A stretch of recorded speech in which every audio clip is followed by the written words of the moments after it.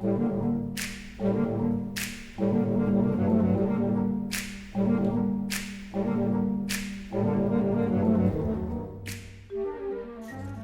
aggrieved husband, a remote location, a pair of pistols. This is the story of a duel that made history. The idea of a duel is to save your honour by fighting it out with an opponent. Very much it's the participation rather than actually the result that's important, and what's very noticeable about English duels is actually they're done to create fairness and a reasonable chance of survival.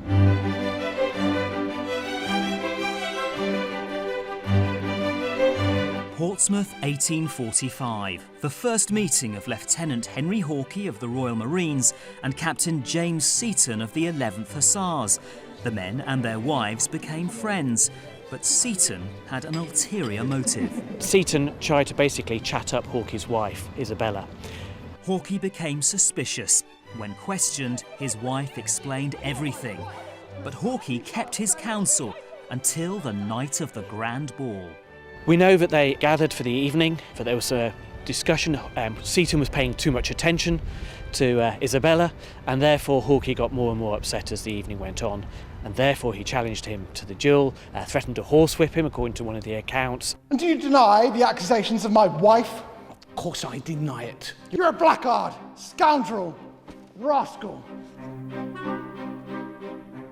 Another account says that he kicked him up the backside as he left, and that was such that Seaton felt he had no choice but to accept the challenge to a duel. The men found a place out of public view. Hawkey said to his second, Edward Pym, I will shoot him like a partridge. The two men took their weapons and retreated to a distance of 15 paces apart. Seaton was the first to fire, but his shot went wide of the target. Hawkey then raised his weapon, but it misfired. With both men having fired one shot, it was the perfect opportunity to declare that honour had been satisfied, but both men continued. Once more, Seaton fired and missed. Hawkey then fired again and hit. There was no doctor present. Seaton was taken back to Portsmouth but died after surgery. Hawkey and Pym fled to France. The laws that were generally used to prosecute were for murder or manslaughter, and therefore anybody involved in the event could be prosecuted. In the days before Crown Courts, many trials in Hampshire were held here at Winchester's Great Hall. Pym surrendered to police first and was brought here charged with aiding and abetting Hawkey in the willful murder of Seaton. But the jury took just 3 minutes to find him not guilty.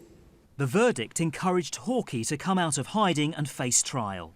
The QC defending him did a good job. He persuaded the jury that Seaton had died not from Hawkey's gunshot, but from the botched operation to try and save his life. Hawkey too was found not guilty. The Great Hall resounded with the cheers of Hawkey's colleagues. But Hawkey's luck didn't last. He was later court-martialed for assaulting an officer and was thrown out of the Marines. Seaton is remembered in his family village of Fordingbridge. They were the last Englishmen to engage in a fatal duel on English soil.